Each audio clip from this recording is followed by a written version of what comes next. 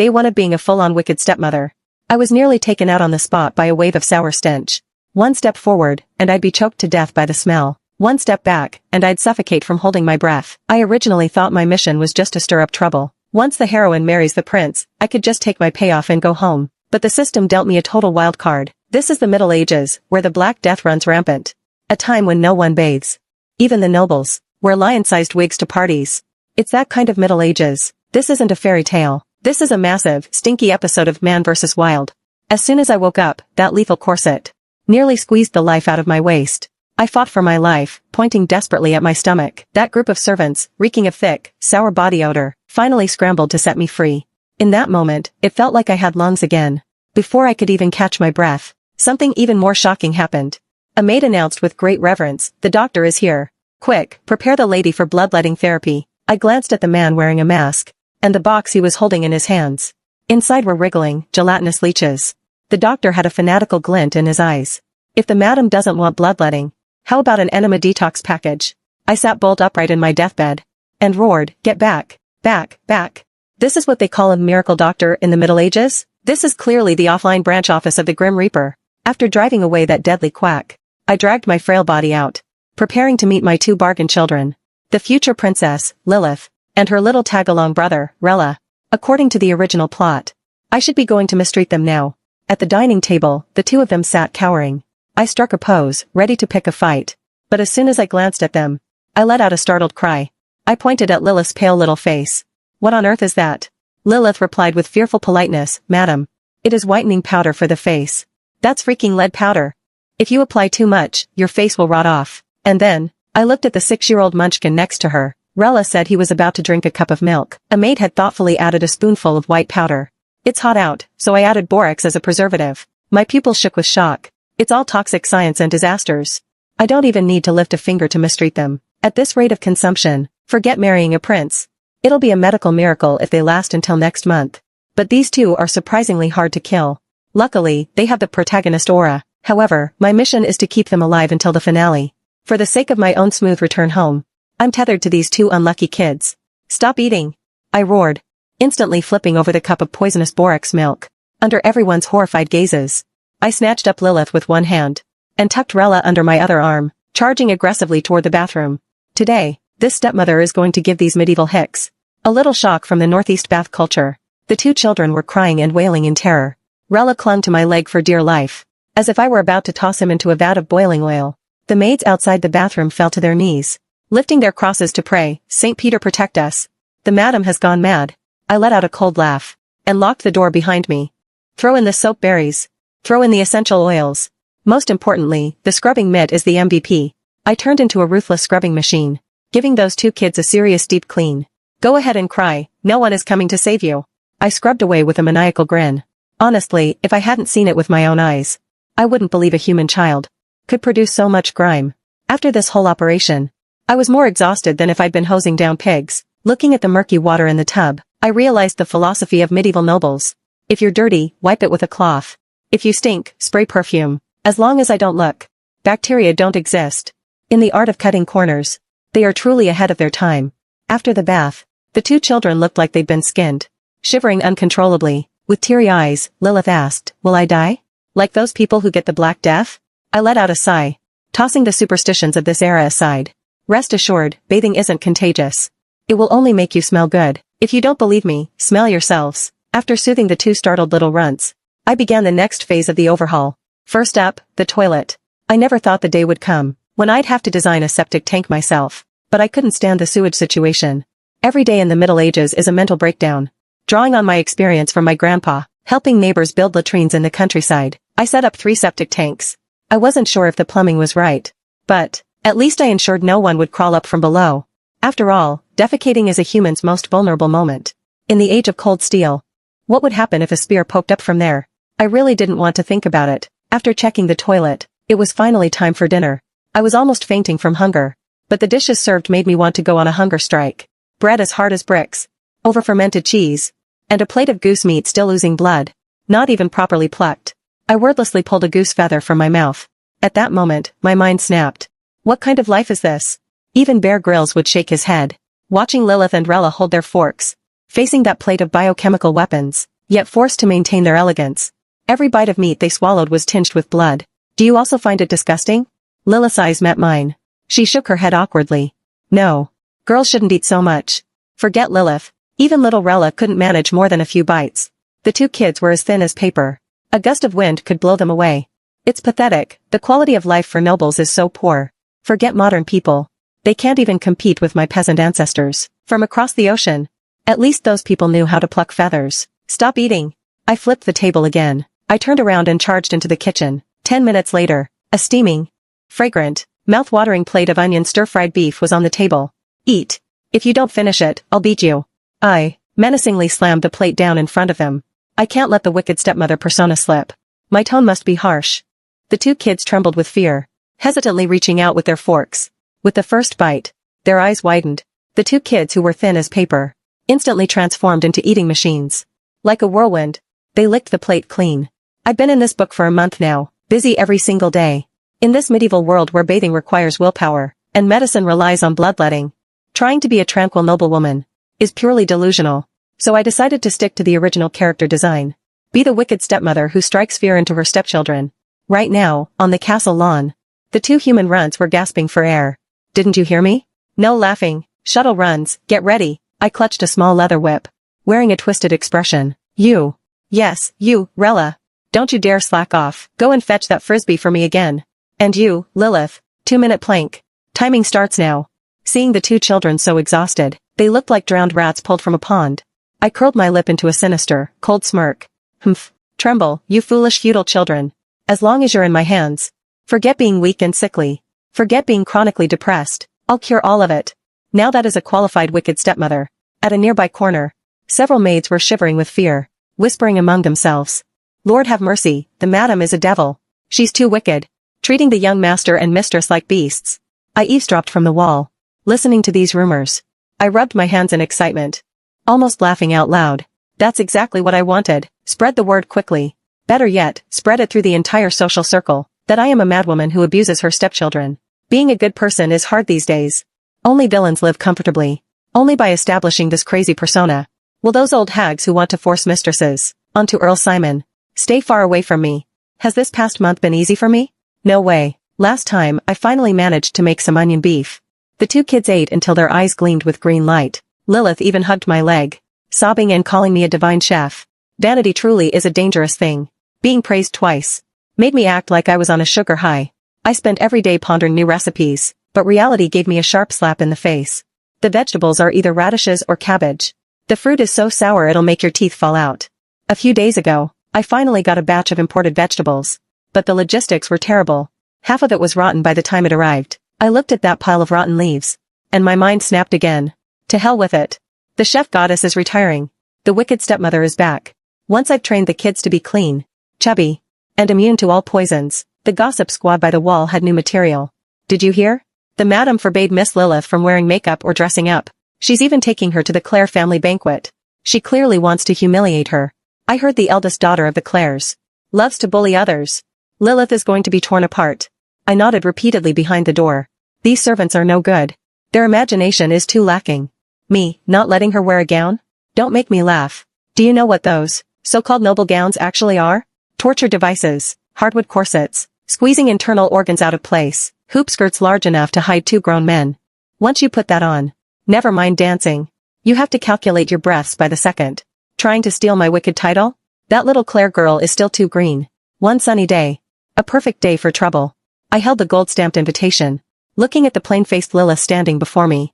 Her nervous fingers were twisted together, eyes darting, hesitating to speak. Finally, the moment we were about to head out, she couldn't hold back anymore. Mother.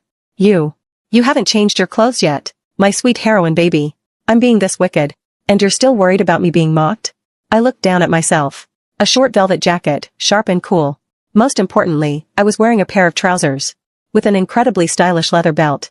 Under everyone's gaze, I adjusted my brooch in the mirror. Then I turned around, my lips curving into a smile that was 30% mockery, 30% indifference, and 40% nonchalance. Change? This is my battle gear. I'm going to give these hicks a little shock of freedom.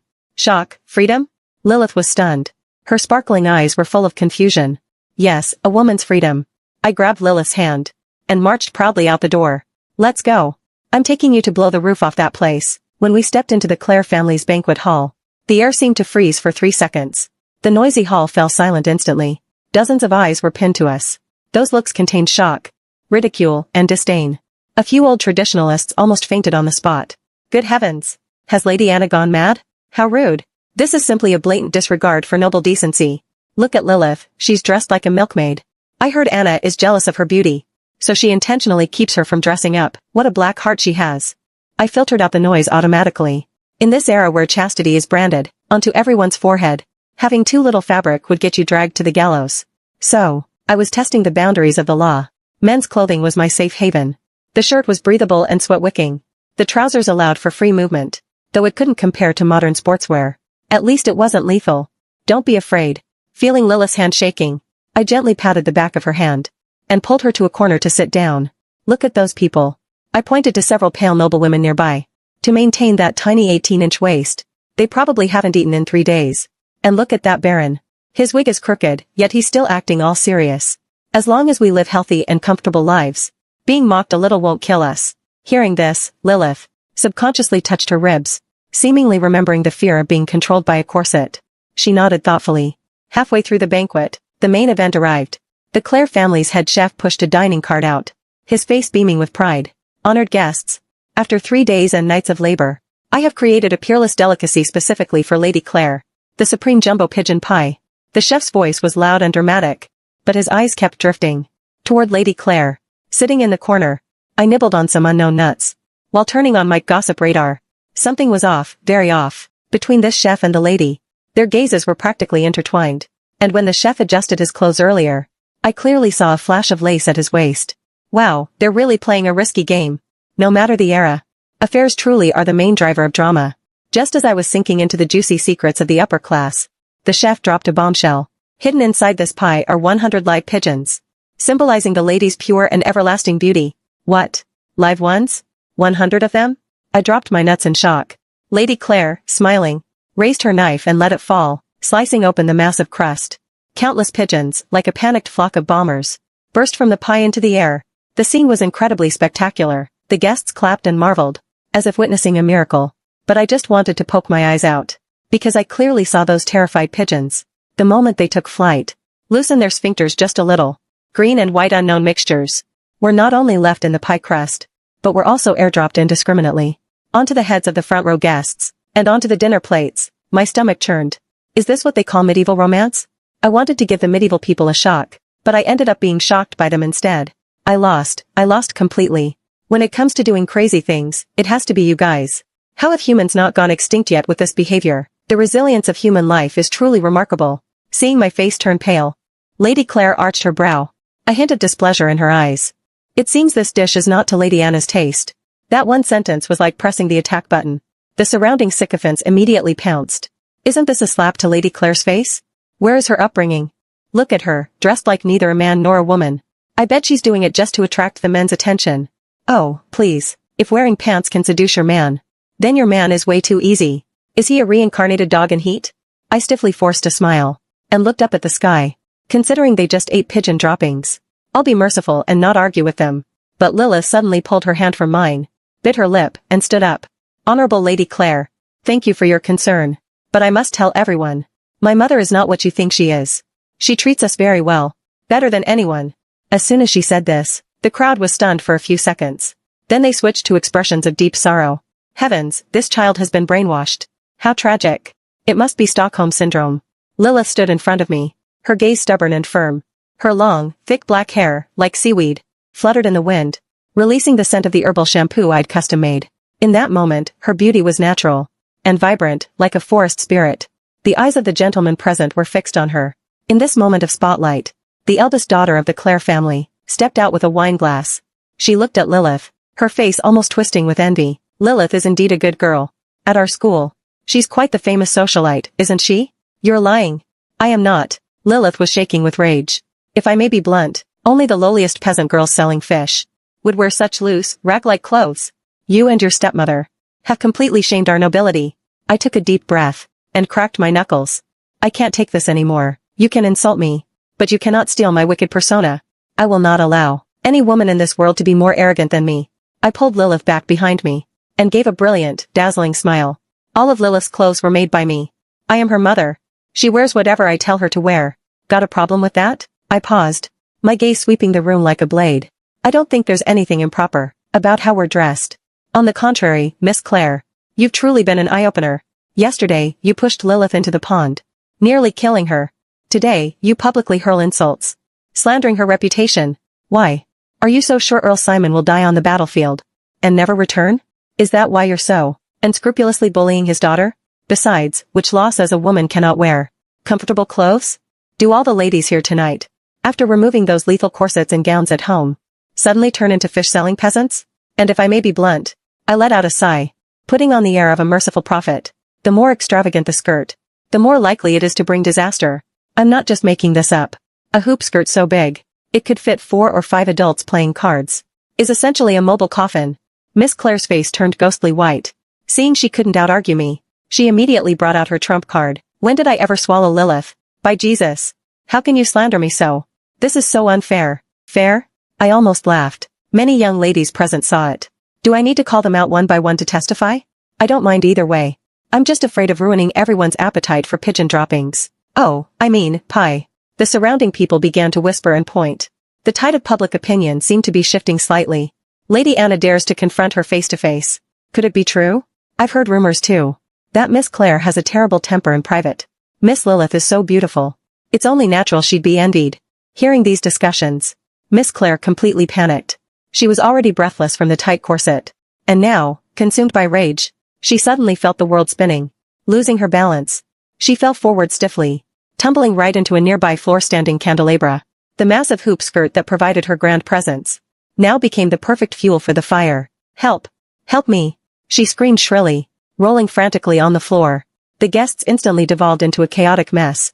Some screamed and fled, while others collapsed to the ground in terror. My heart was racing with urgency. Everyone, get out of the way, I roared, flipping over the long table in front of me.